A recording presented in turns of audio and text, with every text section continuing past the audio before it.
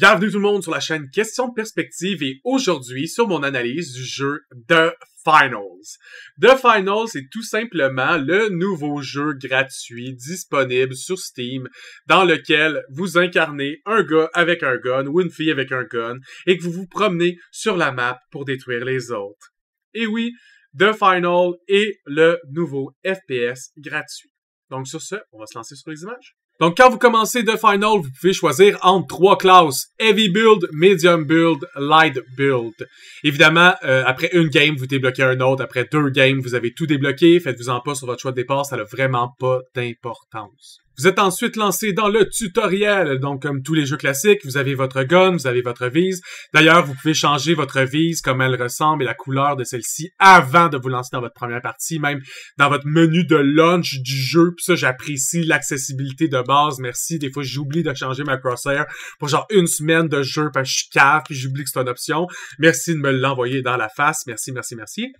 Le jeu, on peut voir caché un peu par ma barre de vidéo ici, mais il y a des habilités. C'est la majorité des jeux de gun, maintenant, il y a certaines habilités. La première, c'est d'utiliser votre habilité de classe. Donc, je vous avais dit, il y avait 3 classes, Heavy, Medium, Light. Chacune de ces classes-là ont 3 autres classes. Donc, il y a 9 classes totales dans le jeu sur 3 builds. La première habilité, c'est votre classe. Donc, le Medium build, sa première habilité, c'est le Healing Ray. Donc, si vous appuyez sur Q, ben, ça prend son Healing Gun. Puis là, vous pouvez tirer sur le monde pour les guérir. Si vous prenez l'option 1, c'est pour prendre votre gun. Vous pouvez tout simplement avoir un seul gun sur vous, sauf si vous avez un gadget qui dit autrement. Entre autres, le Heavy Dude peut avoir un RPG en gadget. Ben, le RPG compte pas comme un weapon. Par contre, vous pouvez tout simplement équiper un weapon. Vous avez l'option 2, 3 et 4 qui vont être les 3 gadgets que vous avez d'équiper sur vous. Et en tout temps, vous allez pouvoir en avoir 3. Ils ont des cooldowns, donc utilisez-les, ça revient. Et quand vous mourrez, vous pouvez toujours aller dans votre réserve, et votre réserve, c'est un autre weapon et 3 autres gadgets, et ceux-là peuvent être changés à chaque fois que vous mourrez. Donc, si vous vous dites, OK, moi, j'aime bien prendre position avec un set, mais j'aime mieux défendre la position avec un autre set, mais dès que vous mourrez après avoir pris votre position, vous pouvez faire tous vos changements en de simples clics qui prend 1 ou 2 secondes. Puis ça, je trouvais ça vraiment cool. Donc, le tutoriel, là, je mets un jump pad parce que je comprenais pas que c'était un jump pad. Donc, si vous foncez sur un jump pad, ça vous propulse. C'est bon à savoir, mais les jump pads, vous pouvez les mettre sur les murs et faire des tricks assez nice avec. Vous pouvez aussi les reprendre pour tout simplement enlever le cooldown. Le jeu de base se retrouve à être collecter de l'argent. Le scénario de The Final, c'est que vous êtes des agents qui participent à un jeu virtuel à Las Vegas dans lequel vous devez récolter des volts d'argent et les collectionner, donc prendre ce cube-là et les apporter jusqu'au cash-out. Une fois que vous avez le cash-out, vous allez devoir le défendre par un nombre de temps. Évidemment, là, c'est très rapide dans le tutoriel. Dans une game normale, là, c'est quasiment 1 minute et demie, 2 minutes, si je me trompe pas. Et une fois qu'il est défendu au complet, vous avez le cash-out, donc l'argent au complet. Le mode de base, vous êtes 3 équipes de 3 qui s'affrontent pour prendre ces cash-outs-là.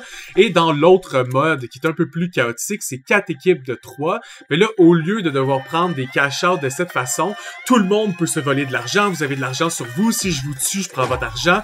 Et je dois l'apporter à des cash-outs, mais vraiment plus courts, puis il y en a plein ça avant. Donc, 2 façons de jouer, mais les 2 ont la même mécanique. Vous gagnez si vous contrôlez les cash-outs et si vous êtes capable de faire le plus d'argent possible et non le plus de kills possible.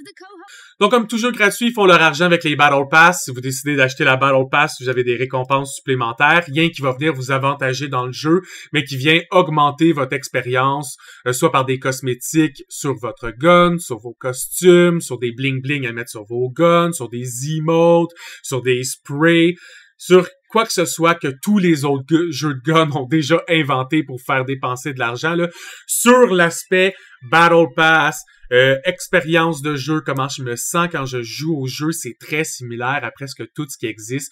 Il y a rien qui vient innover dans cet esprit-là. Ce qui vient vraiment changer, c'est plus dans comment il handle les classes et comment le jeu se joue. J'ai plus l'habitude de jouer à des jeux que je dois faire un Battle Royale, donc soit je dois tuer tout le monde et être le dernier en vie. Soit des jeux comme Counter-Strike dans lesquels on est 2 équipes qui s'affrontent et je dois garder mon équipe en vie ou désamorcer une bombe. Dans celle-là, il n'y a pas de bombe à désamorcer ou de bombe à planter. On doit vraiment se rendre sur un point, prendre le cube et par la suite, la personne qui devient le runner, donc la personne avec le cube, doit l'apporter jusqu'à un cash-out et par la suite défendre le cash-out. Donc c'est un peu comme plusieurs mini captures de flag. Puis moi, c'est un mode que j'aimais beaucoup dans le temps, surtout dans les vieux Halo, les captures de flag. Je trouvais ça nice de revoir une version moderne de l'esprit de capture de flag. Au lieu que les trois, on a un flag, faut aller se capturer le flag puis les ramener le flag. Mais les trois, on se bat pour un flag qui réapparaît à différents endroits sur la map. Et ça, c'est vraiment cool. Avant de vous montrer certaines images d'une partie réelle, c'est ce que je voulais vous dire par les loadouts. Derrière ma face, il y a les trois spécialisations. Donc, pour le medium build, il y a le Healing Beam, une Guardian Turret ou Reconnaissance. Le Guardian Turret, c'est de mettre une turret à terre qui va essayer de voir les ennemis et de leur tirer dessus. Et Reconnaissance, c'est pour essayer de voir au travers les murs ou d'entendre le monde, de percevoir les gens que vous ne devriez pas percevoir. Ça permet aussi de voir les gens invisibles.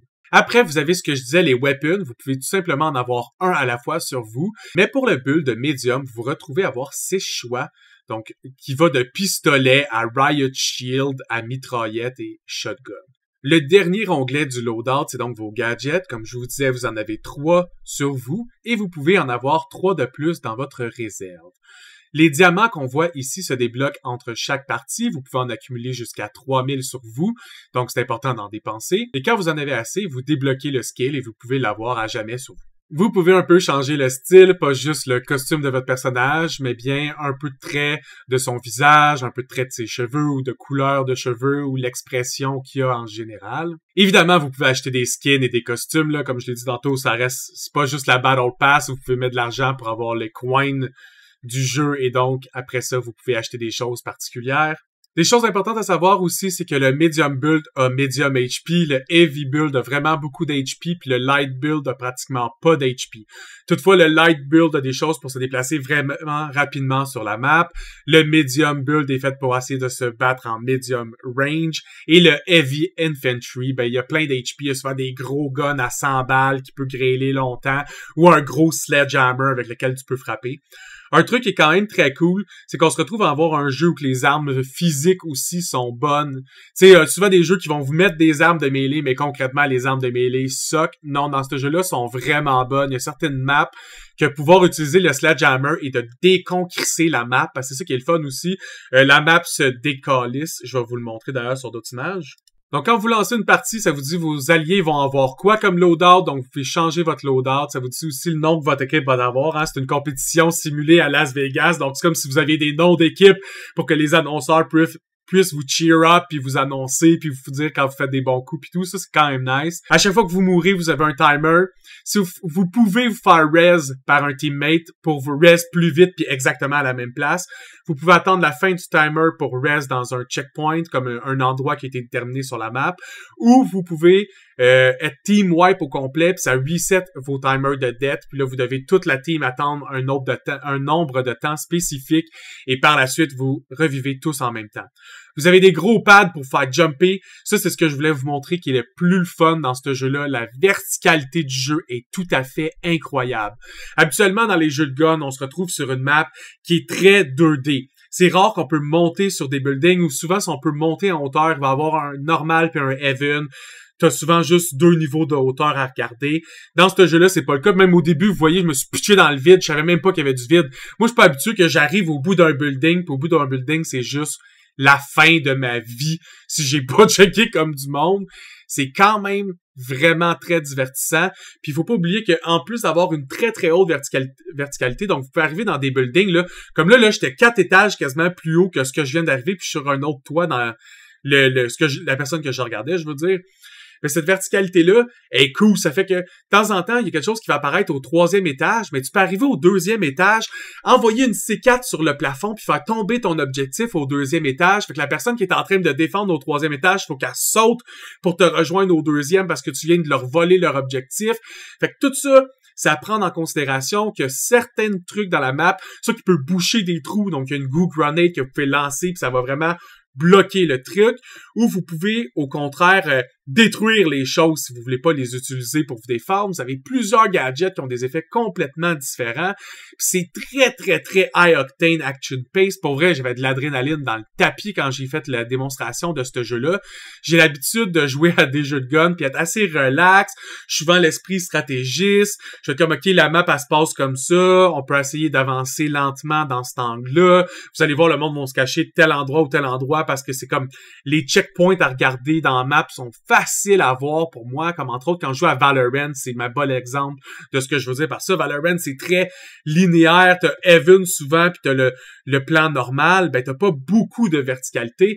Alors que là, vous voyez, je suis sur un grappin qui m'emmène déjà au 4e étage d'un building, puis c'est même pas le plus haut building. Puis là, il y a un trou, fait que là, le cash-out qui est tombé, fait que là, je peux descendre dans le trou, me battre avec le monde. Puis toutes les figurines que vous voyez alentour, c'est le monde qui sont morts, donc les figurines mauves, c'est du team mauve, si t'as une figurine bleue, c'est une figurine de ma team, puis vous pouvez vous combattre de même. La raison pourquoi pour l'instant je ne mets pas de son pendant que je parle, c'est que j'ai joué avec du monde, fait que je veux pas vous entendre. Vous allez juste entendre mes amis crier, là, c'est pas vraiment pertinent à l'expérience. Vous pouvez donner des coups de gun, vous pouvez faire du parkour, vous pouvez monter des affaires, le light build, il y a un grappin, il y a plein de jump pads pour faire sauter d'un côté à l'autre. Le déplacement est super rapide dans le jeu, ça je trouve ça nice. Bon, évidemment, si vous jouez le gros doute, vous aurez peut-être pas le meilleur déplacement ever, mais si vous jouez le light build ou le medium build, vous pouvez en avoir, mais c'est encore succès. Dans cette map-là, là, la première fois que j'ai joué, je pense que je me suis tué 10 fois. Et donc, ce cash-out-là, quand vous arrivez à côté, vous pouvez le steal si vous êtes capable d'éliminer tout le monde, puis dans le fond, d'être tout seul à l'endroit, ça prend vraiment quand même du temps, le steal, mais si vous êtes capable de le faire, c'est vous maintenant qui a le cash-out. Par contre, le cash-out se reset pas à 0. Fait que si vous faites stealer votre cash-out, puis il restait 1 seconde dessus, ben, l'autre team l'a automatiquement parce que c'est impossible pour vous de le reprendre en 1 seconde. Donc, c'est de faire attention, puis il y a un certain rhythm. Des fois, vous allez vouloir attendre un peu avant d'attaquer pour être sûr d'avoir un avantage sur combien de temps il reste sur le cash-out, pour que quand les ennemis sont morts, il n'y a pas nécessairement le temps de revenir, et ainsi de suite. Les maps sont vraiment variées. T'as des maps qui sont plus verticales que d'autres, t'as des maps qui ont plus de fenêtres à péter que d'autres, t'as des maps qui sont vraiment avantageuses pour des snipers, d'autres qui sont vraiment avantageuses pour les melee weapons. Vous pouvez passer par plein de chemins, c'est ça que je trouvais le fun. Toutes les fenêtres sont accessibles. Vous pouvez sauter du 3e étage, il n'y a pas de fall damage. Ah, c'est le fun de pouvoir bouger aussi vite. Je me sentais comme dans un peu la motricité de Apex Legends, mais mis dans un mode de jeu ou un jeu qui est plus vu comme un jeu à la Valorant. Fait que ça, c'est le jeu cash-out classique.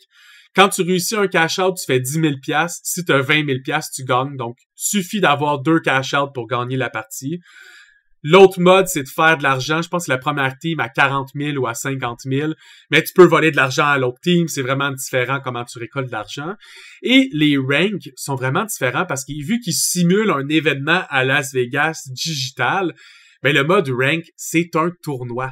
Ça, je trouvais ça tellement cool. Un rank mode qui te pratique vraiment à l'esprit d'un tournoi. C'est pas comme si t'avais un ranking leaderboard, pis là, t'es bon dans ce ranking-là, mais quand tu fais des tournois, c'est pas exactement la même game. Mettons, il y a des best of 3 où le monde peut s'habituer à toi ou des choses de même. C'est le fun d'avoir la même team pour un nombre de temps aussi. Des fois, tu pognes la même team, mais elle performe bien, ben tu vas l'avoir juste à temps que t'es éliminé du tournoi. Je sais pas, c'est cool. C'est vraiment différent sur cet aspect-là. Il y a des choses que le jeu innove rien, hein. Ça reste, c'est des guns, tu fais piou-piou, il y a de la vie qui descend, quand tu le tues, il meurt, hein. Sur les choses que le jeu innove, sont vraiment bien. Comme la verticalité du jeu est excellente. Le fait que les murs se brisent, toutes les murs se brisent. C'est vraiment nice. Pour ça, avec les jump pads, les murs qui se brisent, il y a de l'action partout, les respawns sont assez vite, tu te retrouves à toujours être en train de jouer. Très, très, très satisfaisant comme jeu. Par contre, je vous mentirai pas, c'est un jeu gratuit, donc il y a certains problèmes, entre autres les levers. Il y a excessivement beaucoup de levers, surtout si vous jouez en casual. Évidemment, en rank, il y en a un peu moins, surtout si vous montez dans les ranks. Mais quand vous allez faire vos premières parties, je pense qu'on a joué 10 parties, et sur 10 parties, il y en avait 6 qui a eu un lever. Par contre, le jeu essaie de prendre du monde puis les rajouter dans votre game pour éviter qu'il y ait un lever trop longtemps. Au moins, ils essayent d'aider de leur bord. Ça a été vraiment apprécié. Il y a certaines games qui ont été vraiment, vraiment plaisantes. D'autres où j'ai senti que le matchmaking était pas au point. Je me suis retrouvé contre du monde qui est genre... Les 3 personnes ont des costumes puis ont joué depuis, évidemment, le release. Ils nous ont complètement wreck, là. Tu sais, ils vont prendre les 2 cash-outs, c'est même pas proche, puis la game a fini super vite. Par contre, les games sont pas trop longues. Je pense que ça prend autour d'une vingtaine de minutes si tout le monde prend un cash-out puis qu'elle se rend comme en overtime. Sinon, les games sont un peu plus courtes que ça. Évidemment, si vous faites le mode rank, c'est vraiment plus long. Le jeu, je vais lui donner un 7.5 sur 10. Je vais arrêter sur 7.5 sur 10. Bravo pour sa verticalité. Essayez-le, pour vrai, il est gratuit. Chris, pourquoi vous l'essayerez pas? Évidemment, si vous aimez pas les jeux de gun, on se verra pas dessus. Mais s'il est gratuit et vous voulez l'essayer, marquez, comme d'habitude, votre username en commentaire. Ça me fait plaisir de vous add. J'aime ça, add du monde et jouer avec du monde. Ça fait changement pour moi. Ça me permet de pratiquer de nouveaux types de communication et de nouvelles stratégies qui me rend évidemment meilleur sur tous les autres jeux que je vais essayer. Donc, j'espère que vous aurez découvert un jeu ou sinon, on se revoit sur une autre analyse, hein, tout le monde. À plus.